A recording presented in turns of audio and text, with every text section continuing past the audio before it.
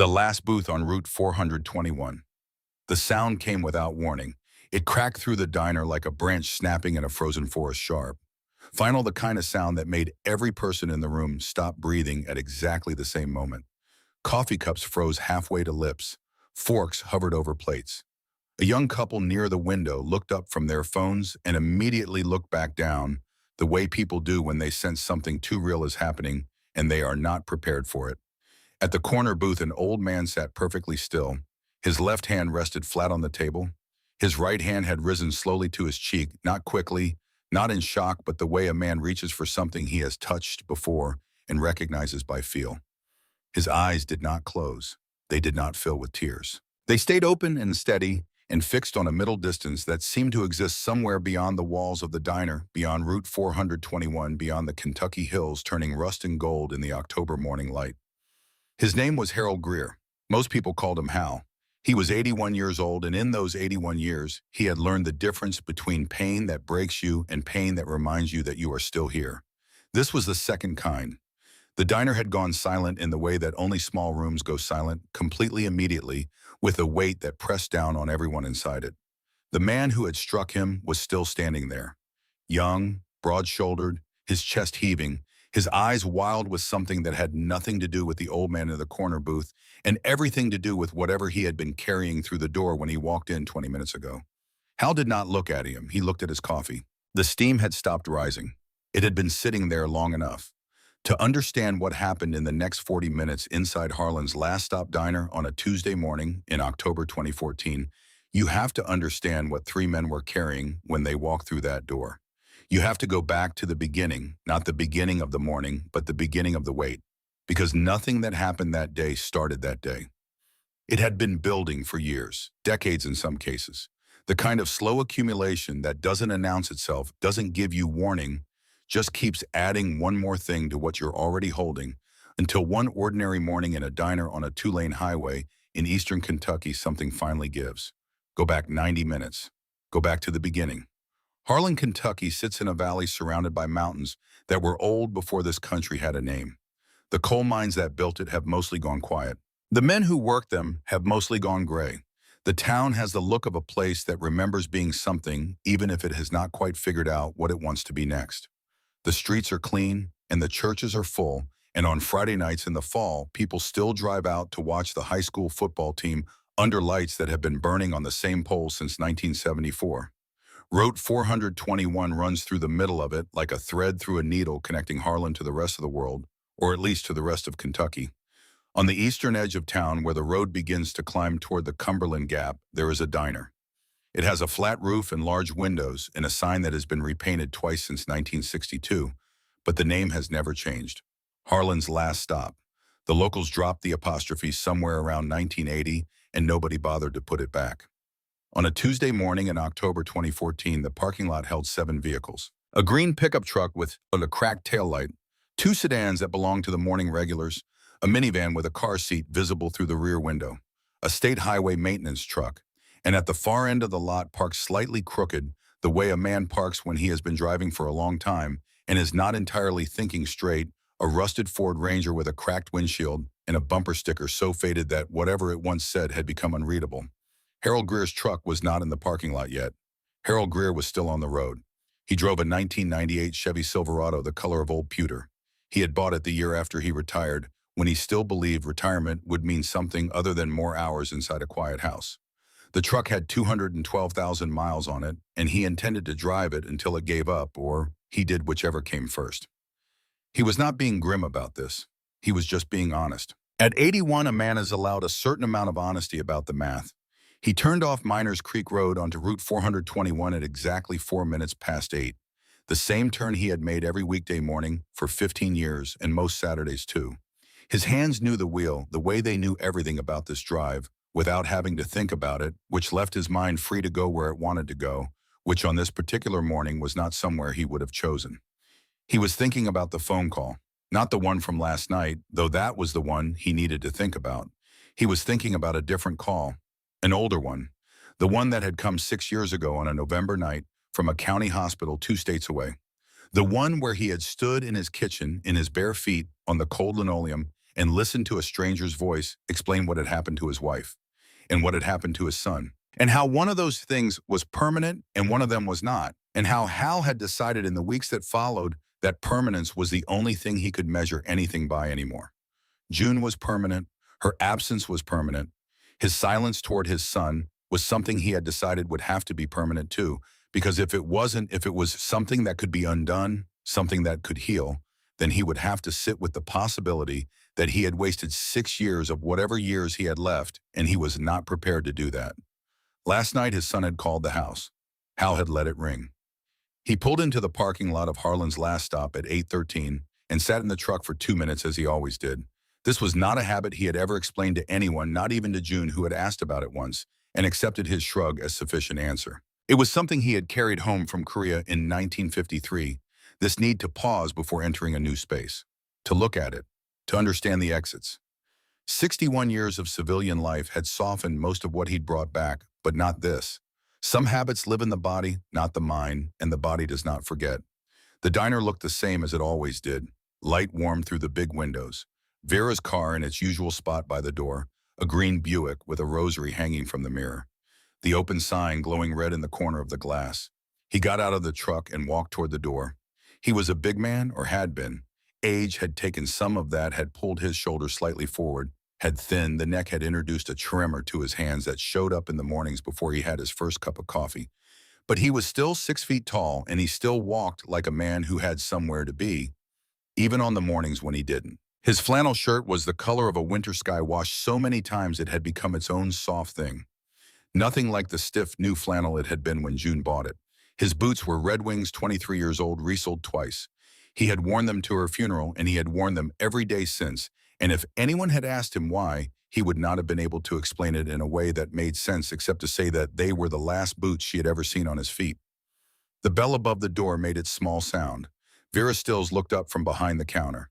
Vera was 72 years old and had owned Harlan's last stop for the last 19 of those years, having bought it from the family of the previous owner 2 weeks after her husband Raymond went into the ground. People had told her it was too much too soon.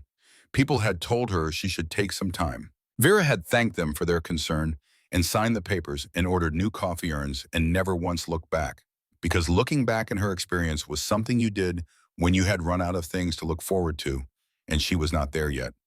She was a compact woman with silver hair. She kept short and practical, and eyes the color of creek water, changeable depending on the light and her mood. She wore the same white apron every day, washed every evening, and she had opinions about everything from the state of Route 421 to the quality of the county's snowplows contracts to the way people under 50 seemed to have forgotten how to apologize properly. She shared these opinions freely with people she liked and kept them to herself around people she didn't, which meant she was either very talkative or very quiet, depending on the company, and the regulars at Harlan's last stop had all learned over the years which category they fell into. Hal Greer was in the talkative category, though he didn't always reciprocate, which Vera had decided long ago was fine.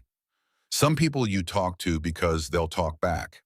Some people you talk to because they need to hear a human voice and they're not going to say so. Hal was the second kind, though he would have denied it. She had known June Greer since they were young women in the same town, making their separate ways through lives that occasionally ran parallel. She knew things about this family that Hal did not know she knew. She had been keeping something for 6 years that she had not yet found the moment to deliver. Some mornings she was more aware of this than others. This was one of those mornings. He settled into the corner booth with the ease of long practice, the way a man sits in a chair he knows will hold him without checking first. Vera had his coffee on the table before he had fully arranged himself, black no sugar in a white ceramic mug with a small chip in the handle that Hal had never once mentioned, even though she'd offered to replace it 3 times. He nodded his thanks. She stood there a moment, hands on the edge of the table, her expression carrying something she was working out how to say. He looked up at her. She said, "Colt called the diner last night." Hal's eyes went back to his coffee. He wrapped both hands around the mug. The tremor in his fingers steadied slightly with the warmth. Outside, a truck went past on Route 421, and the windows hummed low in their frames. "I know," he said.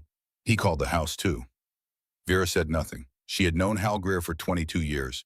She knew things about this family that Hal did not know she knew, and she had been carrying those things in the second drawer of the desk in her kitchen for 6 years, waiting for the right morning. She was not certain this was the right morning. She was more certain than she had been on any previous morning, which was not the same thing, but was close enough to keep her in place a little longer than usual, standing at the edge of his booth, looking at the side of his face.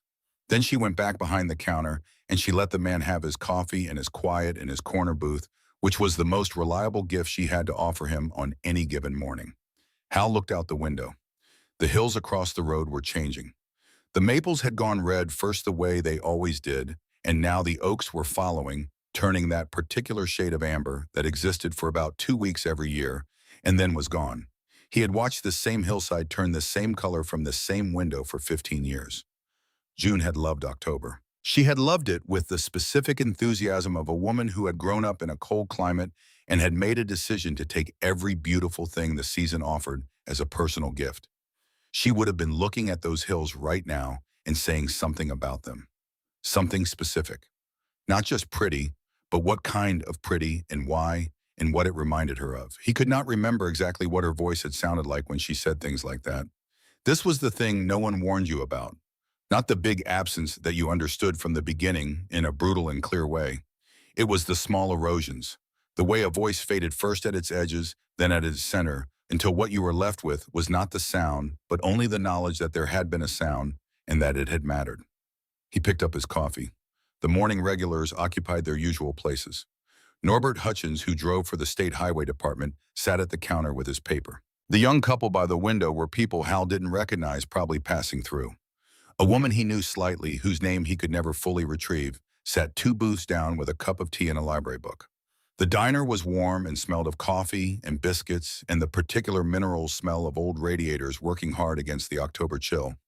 An ordinary morning. He thought about the phone call from last night.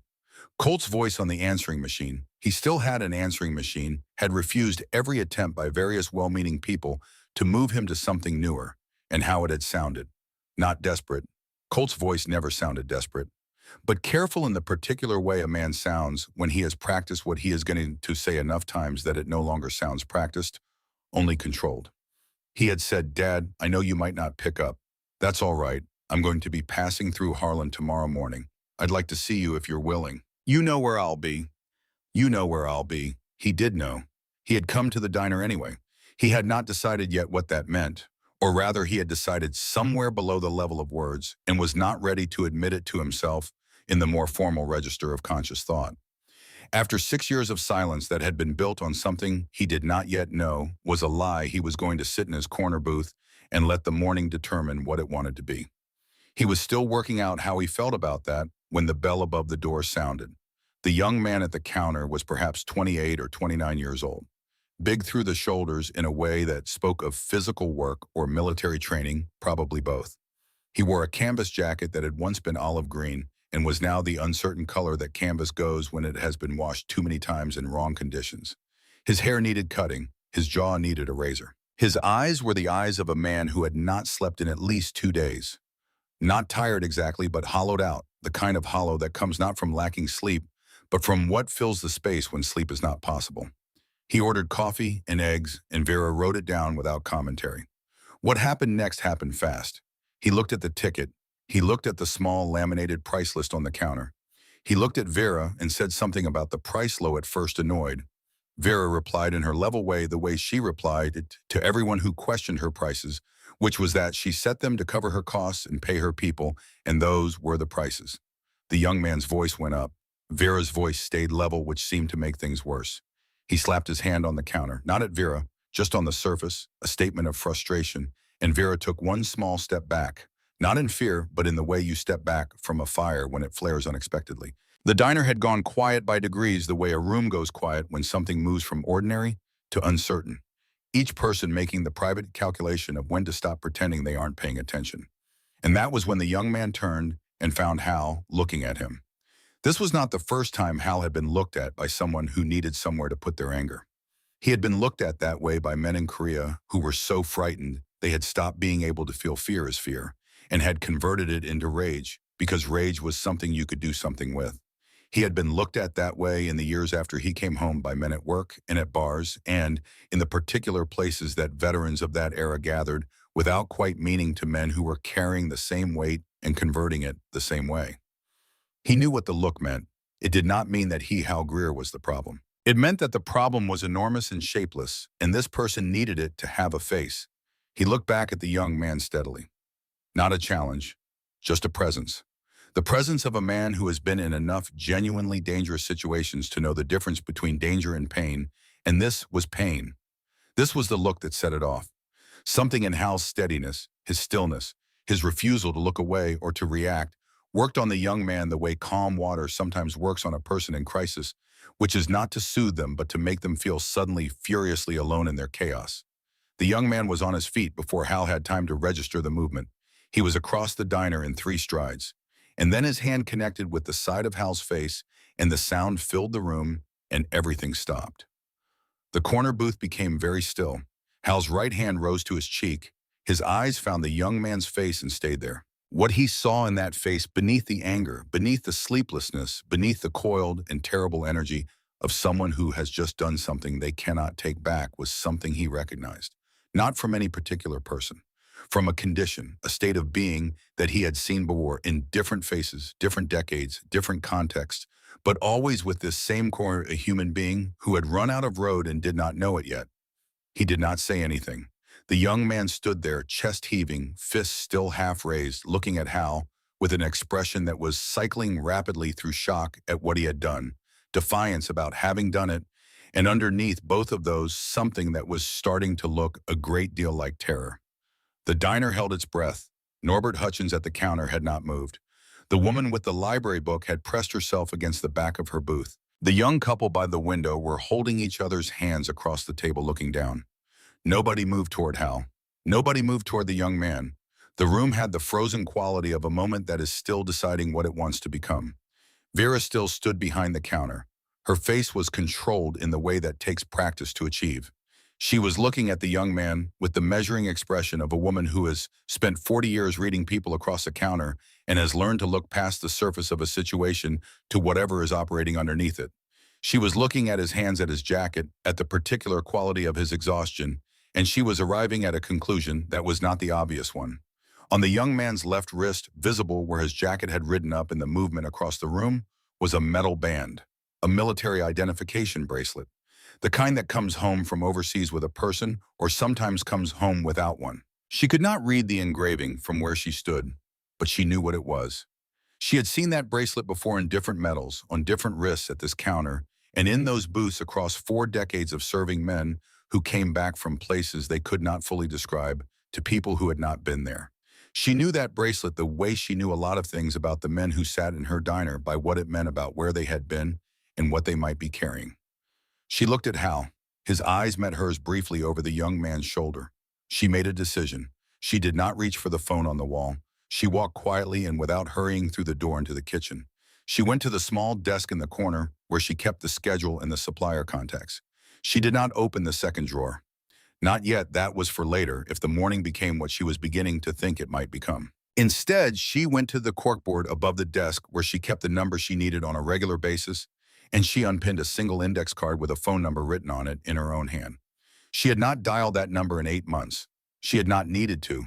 Things had been stable, or as stable as things got, which is different from actually stable, but is the version of stability that you learn to accept when the alternative is something worse. She picked up the kitchen phone. She dialed. It rang twice. A voice answered low, measured the voice of a man who does not panic when a phone rings at an unexpected time. Vera said, "Colt, it's Vera. You need to come to the diner, now." A pause. How bad? She thought about how to answer that. She thought about Hal in the corner booth with his hand on his cheek and his eyes somewhere in the middle distance. She thought about the young man standing in the middle of her diner with a military bracelet on his wrist and the kind of damage on his face that doesn't come from one bad morning, but from a long accumulation of them. Bad enough, she said, but maybe not the kind of bad you're thinking. Another pause. Shorter this time. 12 minutes, Colt said. She hung up and stood for a moment in the kitchen with her hand still on the phone. Then she looked at the second drawer of the desk. She looked at it for a long moment. She did not open it. Not yet. But she thought about what was inside, and she thought about June, and she thought about the word timing, which she had been thinking about for 6 years, and she decided that the morning was not finished, revealing itself, and that she would wait until she was certain. She took off her apron, folded it over the back of the desk chair, and walked back out into the diner. The young man had not left. This surprised some of the people in the room who had expected him to bolt after what he had done. But he was still standing roughly where he had been, though he had taken one step back from Hal's booth, and his raised fist had dropped to his side, and the expression on his face had settled into something that was not quite remorse and not quite defiance, but something unsteady in between the expression of a person who has passed a point they cannot return from, and who is only now beginning to understand the dimensions of that fact. Hal was still in the corner booth. He had put both hands around his coffee mug again. The side of his face where he had been struck was beginning to show color, not badly, but visibly a darkening along the cheekbone that would be more pronounced by noon. He looked at his coffee with the same expression he had worn before the young man crossed the room. As if the coffee were a moderately interesting problem that he was in no great hurry to solve. Vera went to him first. She set a fresh mug on the table and took the old one away. She did not ask if he was all right because she knew he would say yes regardless of the answer, and she did not want to make him say something that wasn't true before he had decided how he felt about the morning. She simply replaced the coffee. She touched his shoulder once briefly with 2 fingers, a gesture she had never made before, and did not plan to make again, but which seemed required by the moment. Then she straightened and turned to the rest of the room. She said quietly and clearly, the way she might announce a change in the daily specials, "I'm going to ask everyone to sit tight for a few minutes. Everything is fine. Rosemary, if you'd top off everyone's coffee, I'd appreciate it." Rosemary, her morning counter girl who was 19 and had the self-possession of someone considerably older, nodded and picked up a carafe without question. The room exhaled slightly, not fully, but enough. Vera looked at the young man. "Sit down," she said, not unkindly, not gently either. The way you say it to someone when sitting down is the right thing to do, and you are not interested in negotiating about it. He looked at her, he looked at Hal, he looked at the door. He sat down on a stool at the end of the counter, away from Norbert Hutchins with his back to the room and his face toward the window. He put his elbows on the counter and pressed his forehead into his hands, and he did not move. Vera went behind the counter and stood near enough to watch him without appearing to. She looked at the bracelet again. Now that he was closer, she could make out the engraving. A name, a service number. Below that, 2 letters and a year. The letters were USMC. The year was 2003. She had been right.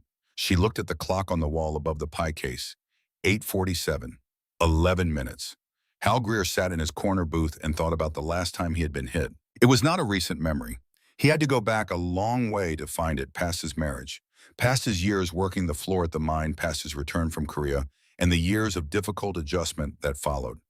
He had to go all the way back to a hillside above a reservoir in North Korea in November of 1950, where the temperature had dropped to 30 below, and the Chinese had come through the lines like a weather event, like something you couldn't argue with, only survive or not. He had been 18 years old. He had been a corporal in the United States Army, which meant he had been responsible for the men around him in ways that no 18-year-old should be responsible for anything. He had taken a rifle butt to the side of his face in that fight.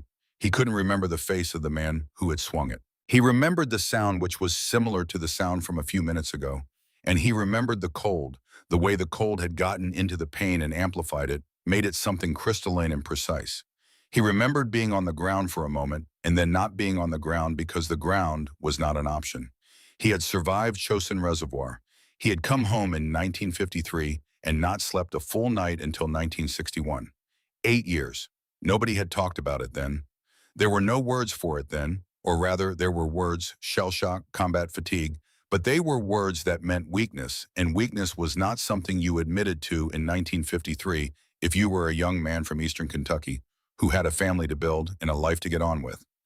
So he had gotten on with it. He had married June in 1956 when he was finally sleeping through the night more often than not. He had worked the mines, and then he had worked the county roads department, and he had built a house and raised a son and grown old beside a woman who understood more about what he carried than he had ever told her because she was perceptive in the way that people who love you carefully tend to be. He had been all right. He had done all right. He looked at the young man at the end of the counter. He thought about him the way he had thought about men in Korea, not with judgment, not with pity, but with the specific recognition of someone who knows the landscape from the inside. The hollowed eyes, the way the shoulders carried something invisible and heavy, the way the anger had nowhere clean to land, and so had landed on the nearest available surface, which happened to be an 81-year-old man in a corner booth. He had been that person once. Not in a diner, not in the same circumstances. But he had been a young man running on empty in a world that did not have a language for what he was carrying, and he had converted the weight into other things, into silence, into distance, into a rigidity that June had spent years gently, persistently working against.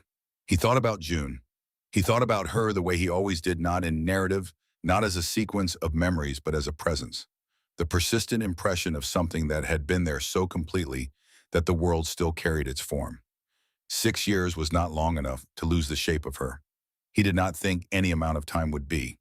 He thought about what she would say if she were sitting across from him in this booth right now, watching the young man at the counter and watching the clock and waiting with him for whatever was about to come through the door. She would say something practical. She would say something that cut to the center of the situation without making a production of the cutting. She had always been able to do that, to name the essential thing in the room so quietly that it seemed to arrive not from outside but from the room itself already understood. He picked up his fresh coffee. He looked at the door. He heard it before he saw it. The sound began at the edge of hearing, a low vibration felt more in the chest than in the ears. The kind of thing that arrives as sensation before it arrives as information. Then it resolved into distinct threads, multiple engines working in loose formation at a speed and cadence different from the trucks that used Route 421 for commerce or the cars that used it for commute. This sound had a different character. Deliberate, unhurried, occupying the road in a particular way. 3 people in the diner identified it immediately. Norbert Hutchins, who had ridden motorcycles himself for 30 years before his wife asked him to stop. Rosemary, who had a brother who rode and knew the sound from Sunday mornings. And Hal Greer, who had heard this particular configuration of sound pull into this particular parking lot exactly 7 times in the last 3 years, always when Vera had decided something needed his attention, though she had never said so directly, and he had never asked her to confirm it, and they had maintained this arrangement with the mutual understanding of 2 people who prefer practical action to the conversations that would make the action unnecessary. The young man at the end of the counter lifted his head. He looked at the window. Through the glass, you could see the parking lot beginning to fill. They came in from the east on Route 421, throttling down as they turned in, the engines dropping from a sustained road note to a low, deliberate idle.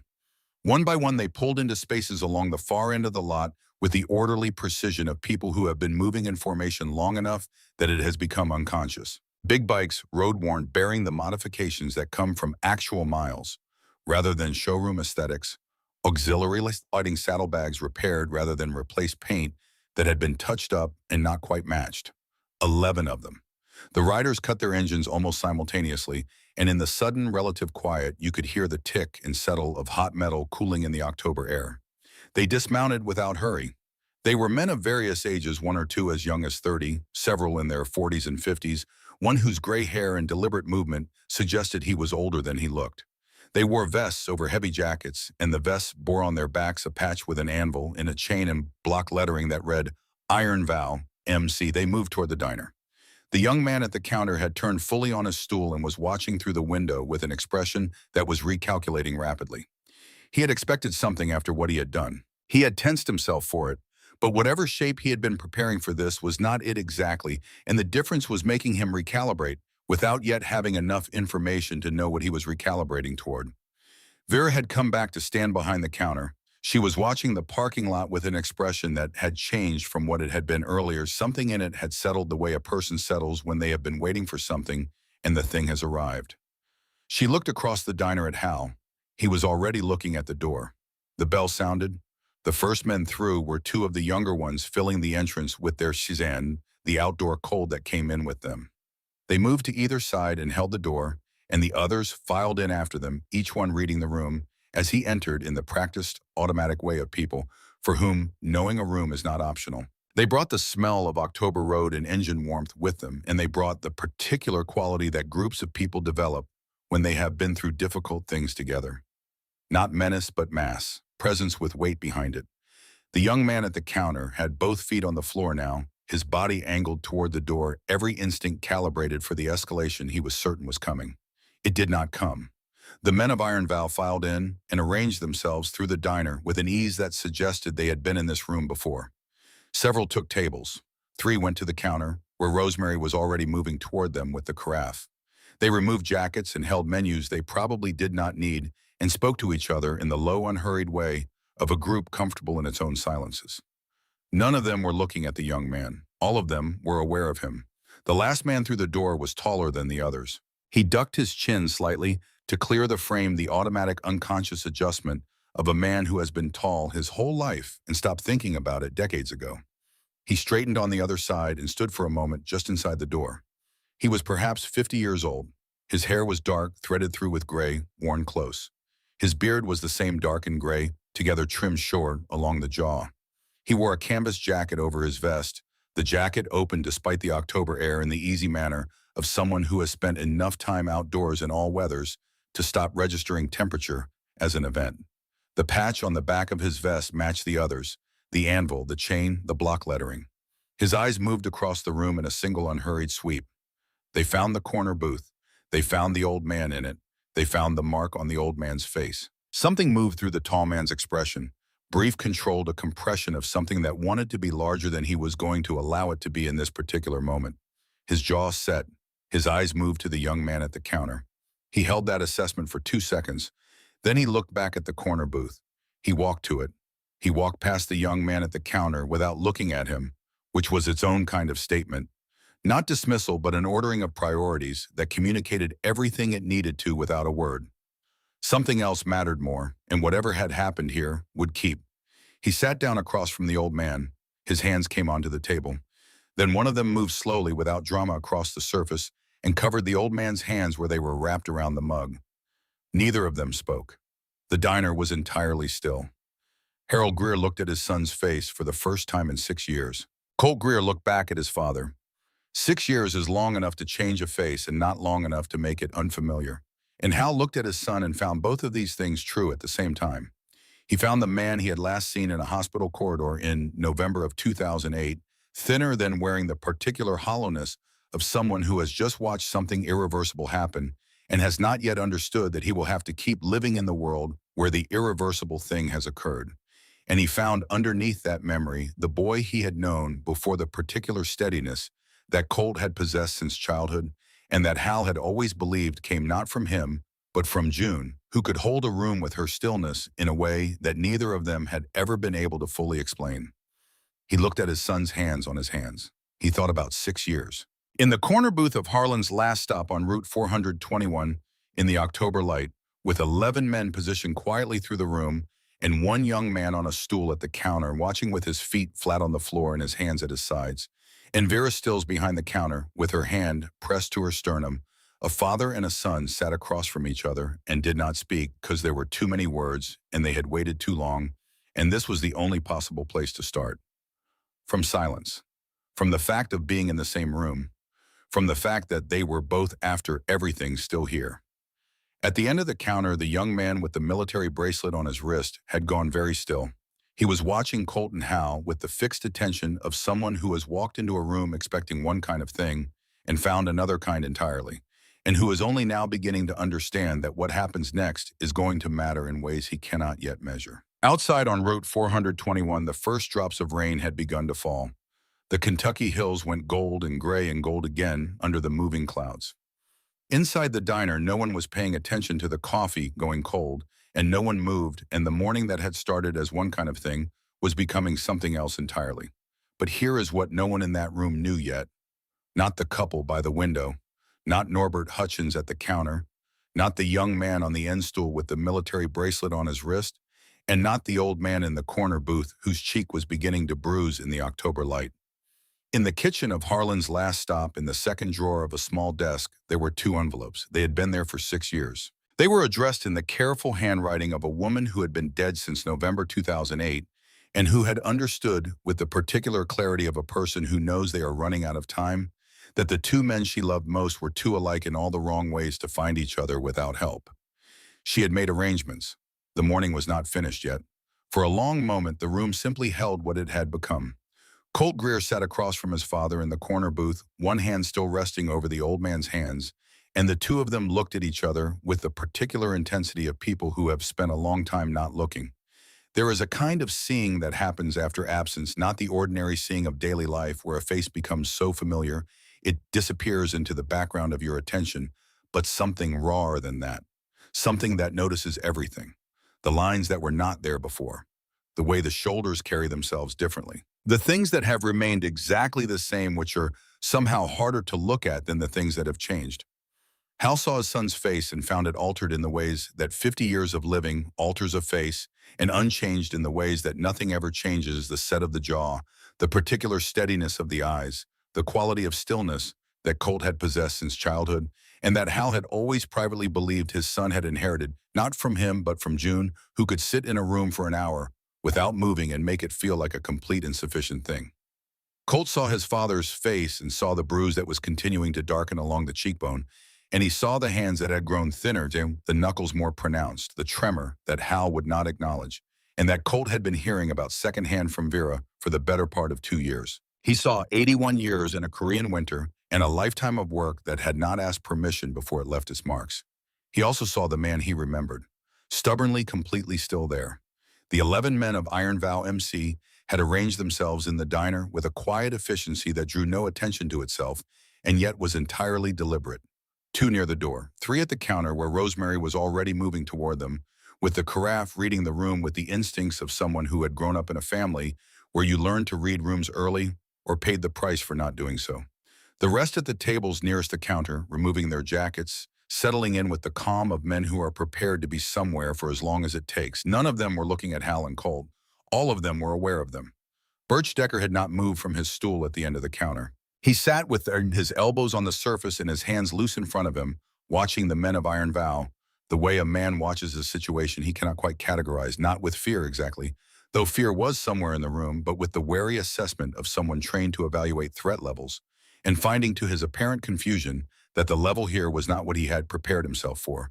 He was waiting for the other thing, the thing he expected, the confrontation, the demand, the escalation. He had hit an old man in a diner, and these men had come, and in the world Birch Decker had been living in for the last 3 years, what followed from that sequence of events was not complicated. It did not come. Instead, Colt Greer was sitting in a booth holding his father's hands, and the men around him were ordering coffee, and the diner was doing something Birch had not anticipated. It was settling. Colt finally looked away from Hal. He turned his head slowly and without drama until his eyes found Birch at the end of the counter. Birch met the look with his jaw set and his shoulders square, automatic preparation for whatever was coming. Colt studied him for a moment. He took in the canvas jacket, the hollow eyes, the bracelet on the left wrist. He did not look away from Birch's face while he processed all of this, and his own expression did not shift in any direction that Birch could read as threat or pity or judgment. Then Colt said in a voice pitched low enough that only those close to him could hear it clearly, "Which unit, son?" The question landed wrong. That was the only way to describe it. Birch had been tense, for something had been leaning forward into whatever collision was coming, and the question hit him at an angle he had not anticipated, which meant there was no automatic response waiting. He stared at Colt. His jaw worked once silently. The automatic defiance was still in his body somewhere, but it couldn't find the shape it needed. "What?" he said. "Your unit?" Colt said. "The Corps, right?" "What unit?" Birch looked down at his wrist at the bracelet as if he had forgotten it was there. Something moved through his face, not quite surprise, not quite recognition. Something more like the vertigo of being seen accurately by someone you have just given every reason to look at you with contempt. "2nd Battalion, 7th Marines," he said. The words came out with the flatness of a thing recited so many times it had been stripped of everything except the information itself. Colt nodded. He said. Ramadi. Birch looked up. "Yeah." "What year?" "Deployed 2004. Second tour 2006. Colt held his gaze for another moment. Then he turned back to his father, and the conversation between them resumed in the way that important conversations resume after a necessary pause, not from the top, but from underneath, from the layer that had been running all along beneath the surface. But something had shifted at the counter. 2 of the Iron Vow men nearest Birch had turned on their stools. Not toward him, not in any confrontational orientation, simply turned enough that they were no longer presenting their backs to him. The larger of the 2, a man in his mid-40s with forearms that had been tattooed over older scars and a face that had been broken and healed at least once, set his coffee down and looked at Birch with the particular look of someone making a calculation. He reached up to the collar of his jacket and pushed it back. Under the vest, under the canvas, his shirt was a faded olive drab with a small emblem on the left breast pocket. United States Marine Corps. The name tape above the pocket read, Hargrove. Birch stared. The other man did the same, slightly younger leaner with a stillness in him that spoke of a different kind of discipline. His shirt was the same olive drab, the same faded quality of a garment that had been worn in places that mattered and kept afterward not as a trophy but as a fact. His name tape read Dills. Birch looked from one to the other. Hargrove said quietly, "Ramadi's second tour. I was with 3rd Battalion 5th. We overlapped about 6 weeks in 2006. He paused. You were at the Corregidor outpost. It was not a question. Birch's hands had come flat onto the counter. He was very still in the way that people go still when something has reached past the defenses they forgot they were still maintaining. Yeah, he said. His voice had changed. Not softer exactly, but different. The flatness was still there, but the aggression that had been woven through it was gone as if a current had been switched off. Yeah, I was there. Hargrove nodded once. He did not say anything else. He picked up his coffee again and turned back to the counter, giving Birch the thing that Birch perhaps needed most in that moment, which was space. Not abandonment, not pressure, just space.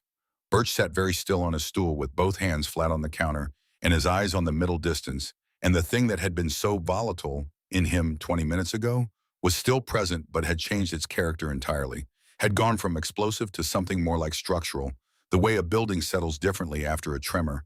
The load redistributed. The center of gravity shifted. He pressed his forehead into his hands and did not move.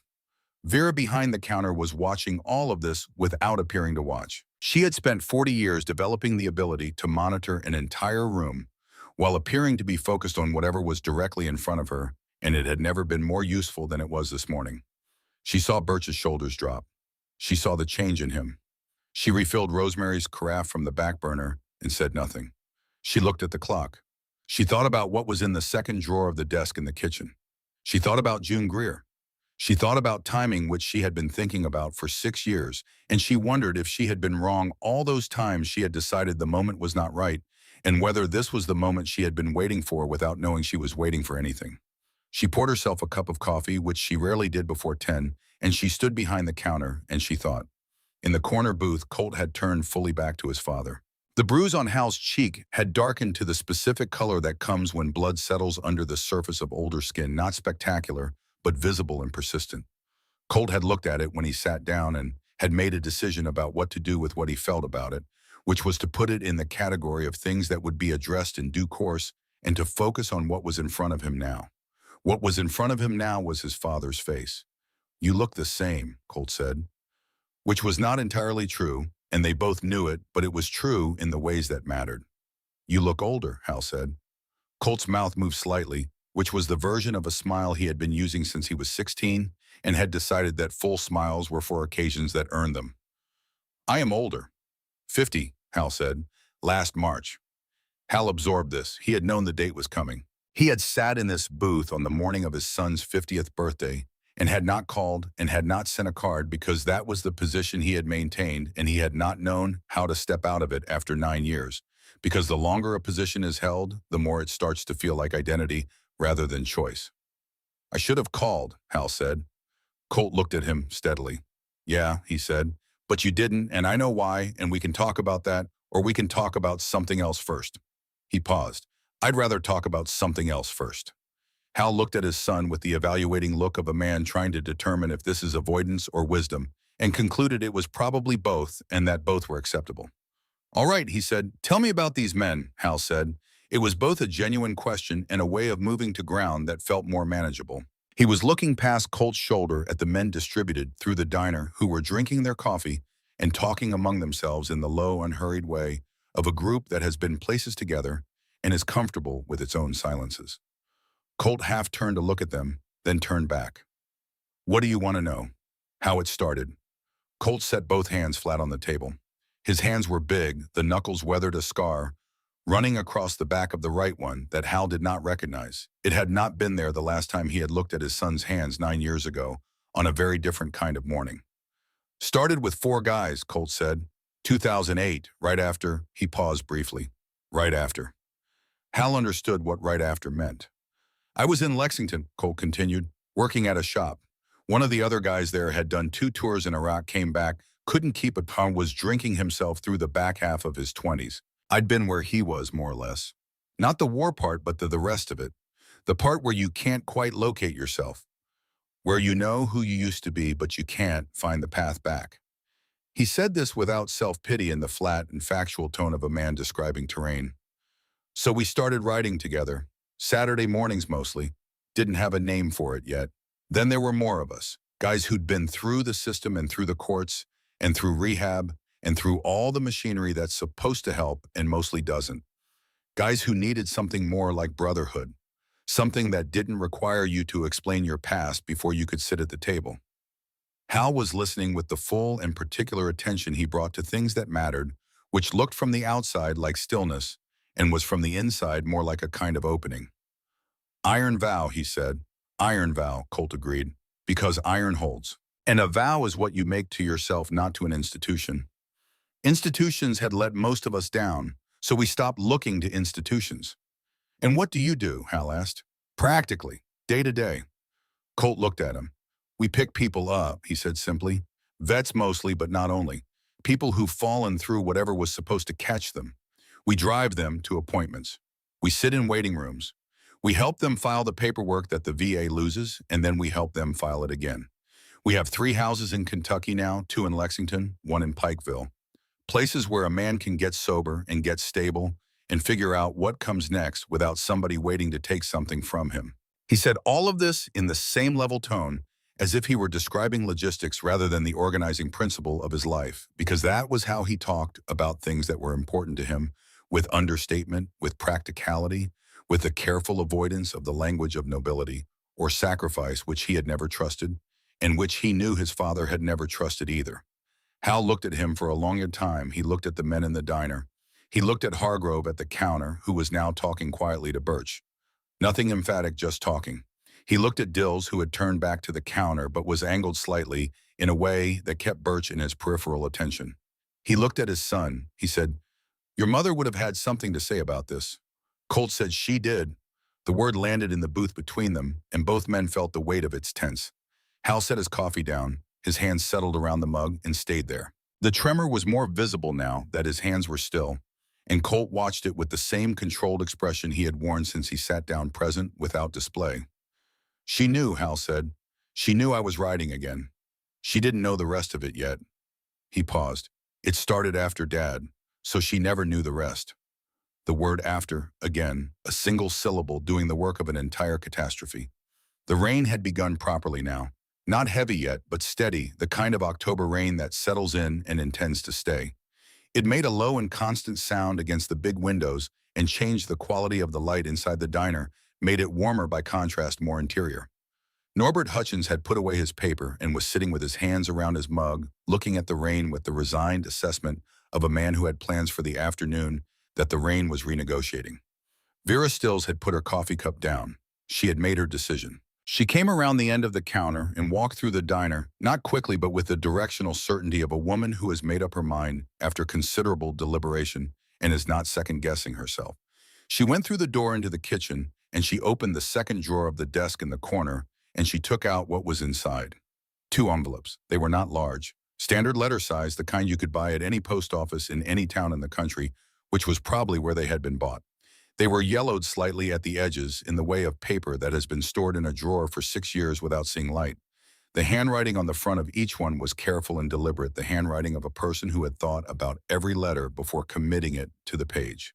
The first envelope said Hal, the second said Colt. Vera stood in the kitchen with one envelope in each hand and thought about June Greer, who had walked into this diner on a November morning in 2008, 6 weeks before she died, and had sat down at the counter and had talked to Vera for 2 hours about everything and nothing until the other customers had gone, and then had taken these 2 envelopes from her coat pocket and put them on the counter between them. She had said, "Keep these for me, Vera. You'll know when the time is right." Vera had said, "What if I don't?" June had looked at her with the steady, slightly amused patience that she brought to all of Vera's uncertainties, which was one of the things Vera had loved most about her. She said, "You'll know. You've always known when things need to happen. That's why I'm giving them to you and not to anyone else." Vera had kept them in the second drawer for 6 years, and 6 years was a long time to sit with something and wonder. She had opened the drawer more times than she could count and looked at the 2 envelopes and asked herself if this was the moment, and answered herself no, not yet, and closed the drawer again. She did not entirely understand what had changed this morning. She knew the elements of it, Hal in his booth, Colt in the parking lot, the young man at the counter, who had somehow collapsed the distance between all of them by doing something terrible that turned out to be, under the terrible thing, something recognizable. She knew that this was different. She knew that June had been right, that she would know, because she did know, because knowing was something that lived in the body rather than the mind, and the body had been certain for the last 10 minutes. She walked back out into the diner with an envelope in each hand. She set Hal's envelope on the table in front of him first. Both men looked at it, then both men looked at her. Vera said, "June brought these to me 6 weeks before she died. She asked me to hold them until the right time." She looked at Colt. "Your mother knew something about the two of you. She knew you wouldn't find your way back to each other without help." A pause. "She also knew she wouldn't be here to help." She put Colt's envelope on the table beside Hal's.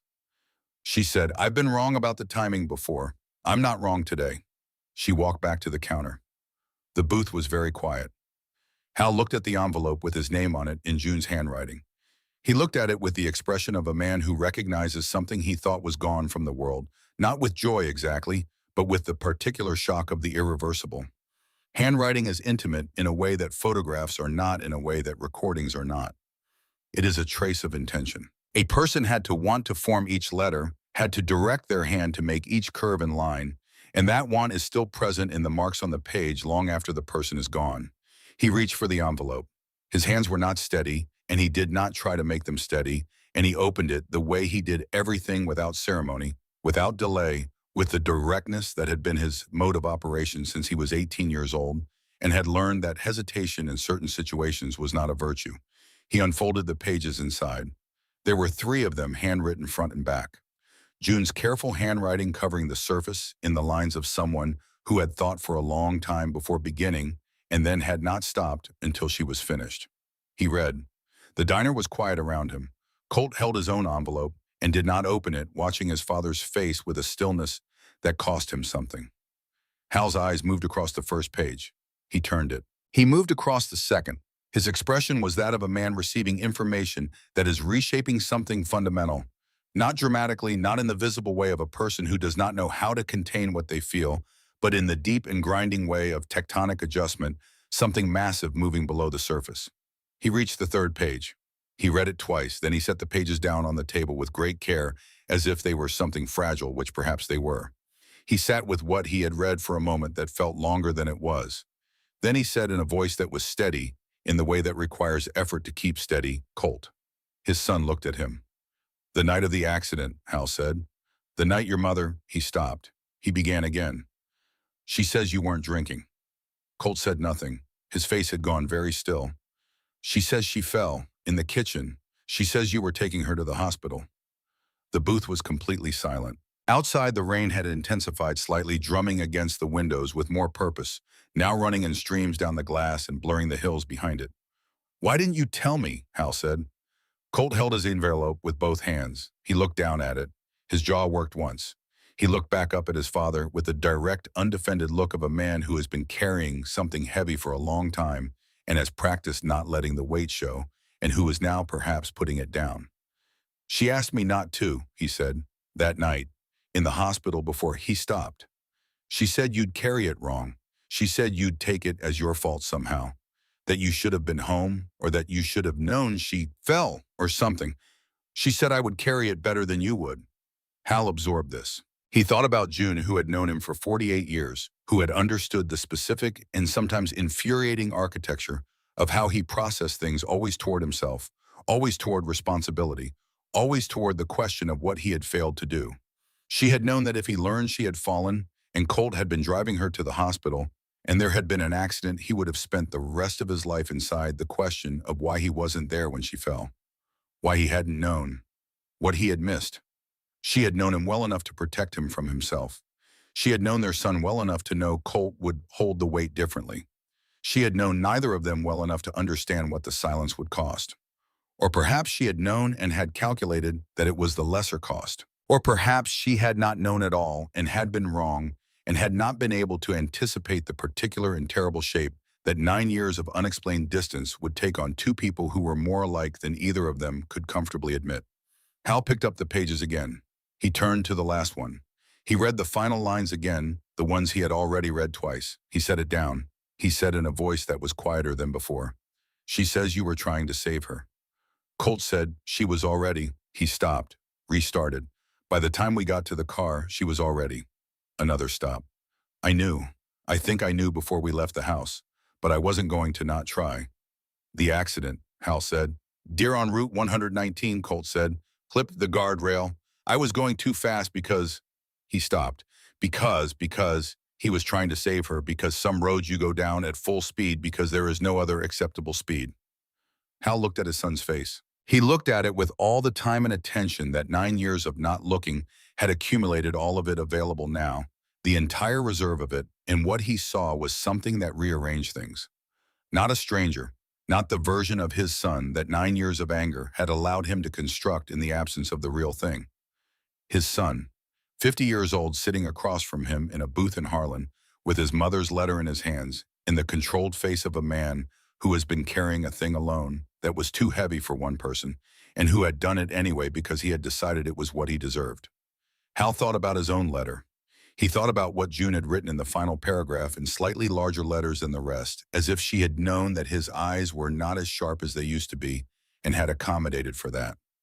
She had written, "He didn't leave because he stopped loving you, Hal. He left because he loved you, and he thought you couldn't look at him without seeing the worst night of your lives.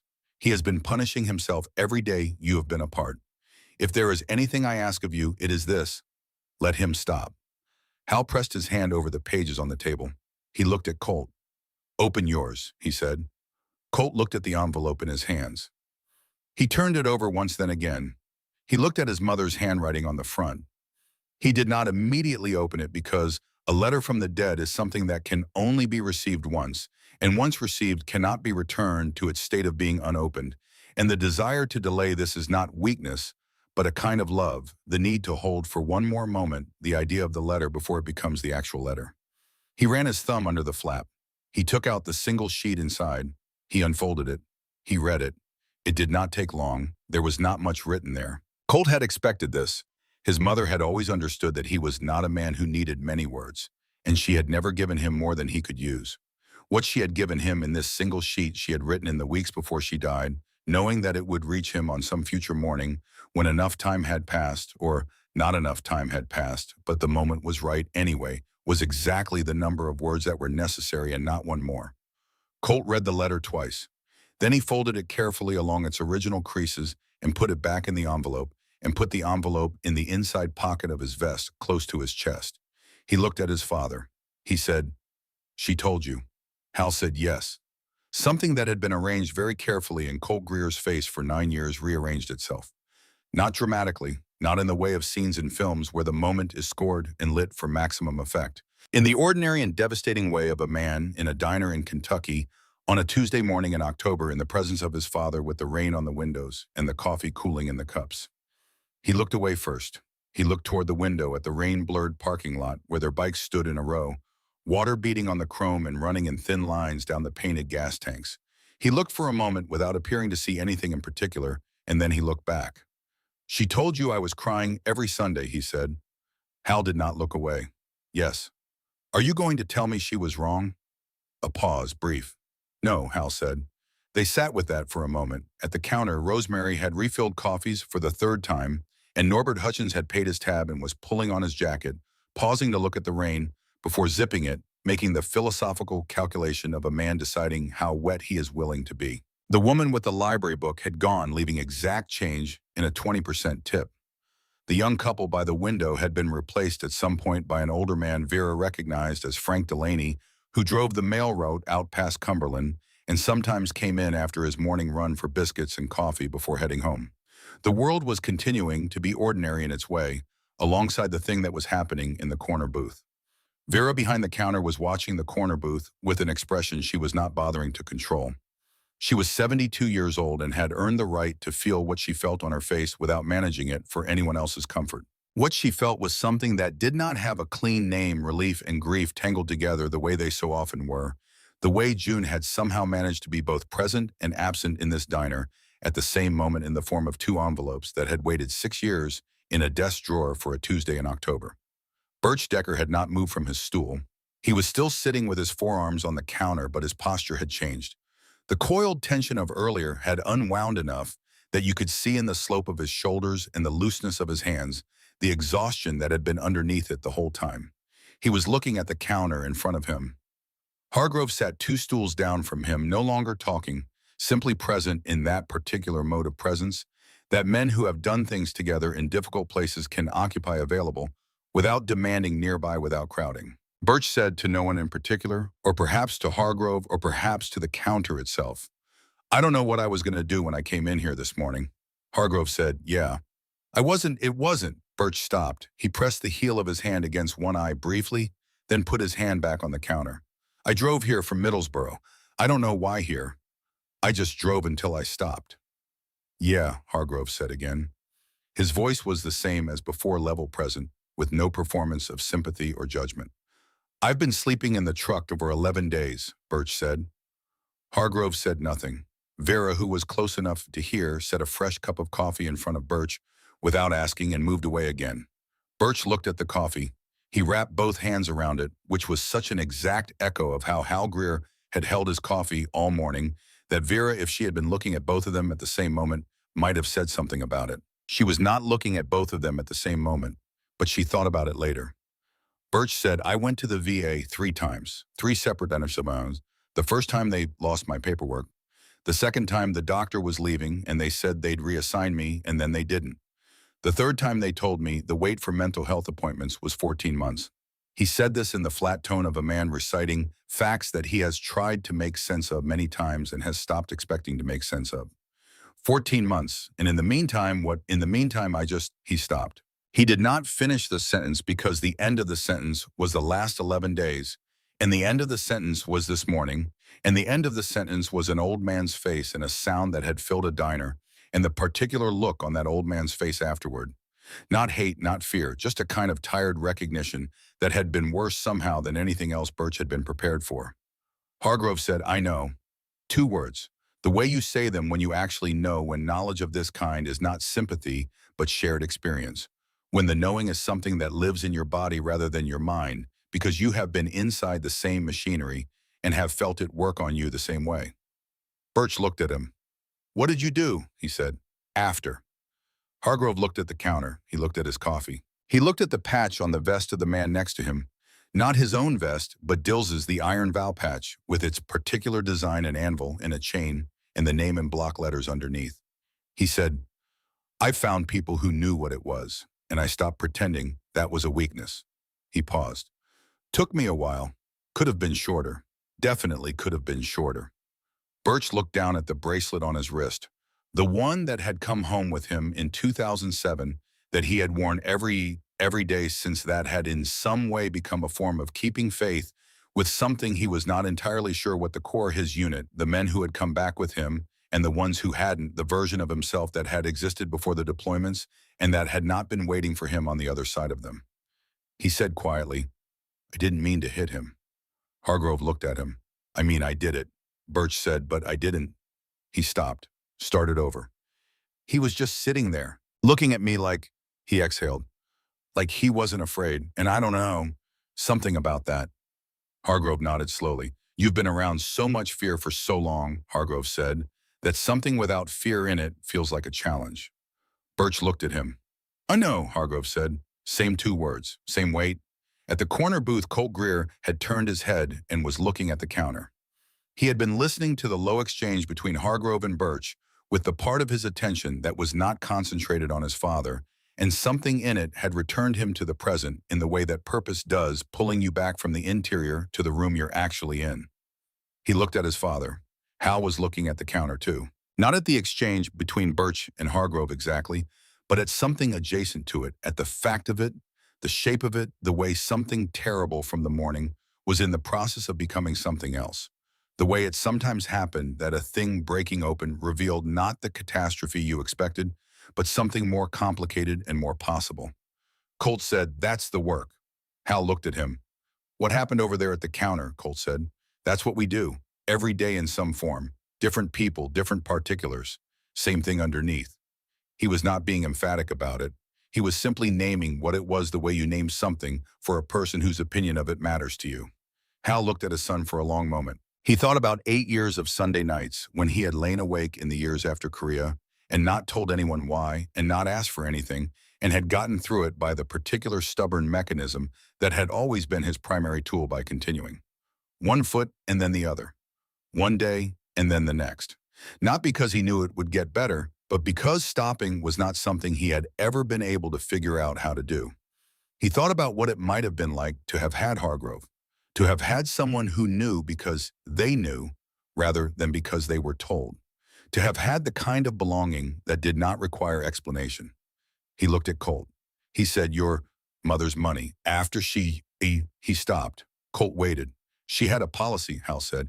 40 years of premiums. I thought, he stopped again, reformulating. I assumed you didn't know about it. I assumed the lawyers couldn't find you. Colt held his father's gaze. "They found me," he said. Hal absorbed this. "The houses," he said, "in Lexington, in Pikeville." "Yes," Colt said. Hal looked at his son's face. He looked at the vest. He looked at the men distributed through his morning diner at Hargrove and Dill's and the others at the work they were doing simply by being present in this room on this October morning.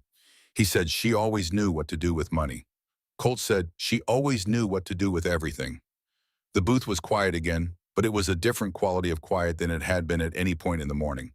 Not the silence of people who do not know what to say. The silence of people who have said the necessary things and are now sitting inside the shape of what they have built, checking its dimensions, determining whether it will hold. The rain was steady on the windows. Vera was behind the counter, not doing anything in particular, just standing there with her arms folded and her coffee cup held with both hands, looking at the corner booth, the way you look at something you have been hoping to see for 6 years. She thought about June Greer.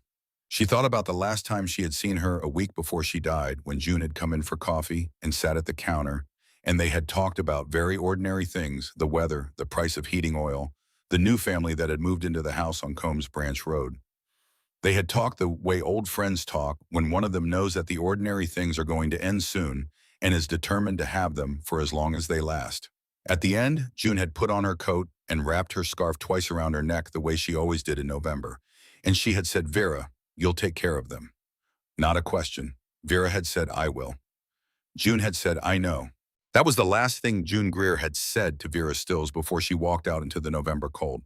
4 words, not instructions, not a request. A statement of fact from a woman who had spent her whole life watching people she loved and trusting what she saw. "I know." Vera looked at Hal and Colt in the corner booth. She thought, "You were right, June. I knew. I just needed the moment to bring itself to me." At the counter, Hargrove had put his hand briefly on Birch Decker's shoulder, once no more than 2 seconds, the compact and sufficient gesture of a man communicating something that he does not need to make into a speech. Birch had not pulled away. He was sitting with his hands around his coffee cup and his eyes on the counter, and the terrible energy of the morning had not disappeared from him entirely, but had changed its shape, had become something less like detonation and more like the long, slow ache of a wound that has finally been properly located and knows it is going to be looked at. Outside on Route 421, a truck went past, sending water up in fans from its tires. The hills were invisible now in the rain. The diner was warm. Harold Greer had spent 9 years being angry at his son for the wrong reason. The wrongness of the reason did not make the 9 years any less real, or any less spent, or any less permanent in the way that all spent years are permanent, but it made them something different than they had been this morning. It changed what they meant, which was not a small thing. It was, in fact, everything. And Colt Greer had spent 9 years letting his father be angry because he had decided that being let off was something he did not deserve, that guilt required something from him that he was not entitled to call finished, that the debt of that November night, the weight of it, the irreversibility of it, was his to carry for as long as his father required it, and possibly longer. He had been wrong about this. His mother had known he was wrong about it. She had waited until she was certain that they could not correct it on their own, and then she had made arrangements. Neither man in the corner booth could say yet what came next. Neither of them had the language for it yet, or the settled ground to stand on while they found the language. That would take time, and they both knew it, and both of them, for the first time in 9 years, were prepared to take it. The rain came down on Harlan, Kentucky. The booth sat in the corner of the diner where it had sat since 1962. A father and a son were inside it, and they were not strangers, and the morning was not finished yet, and there was still more to come. But here's what nobody at the end of the counter, and nobody at the tables in the middle of the room, and nobody refilling coffees, and nobody reading the rain would have believed if you had told them when the day began. By the time it was over, the person who had changed the least would be the 81-year-old man in the corner booth who had started the day with a bruise on his cheek and ended it with something he had not expected. And the person who had changed the most would not be Hal Greer.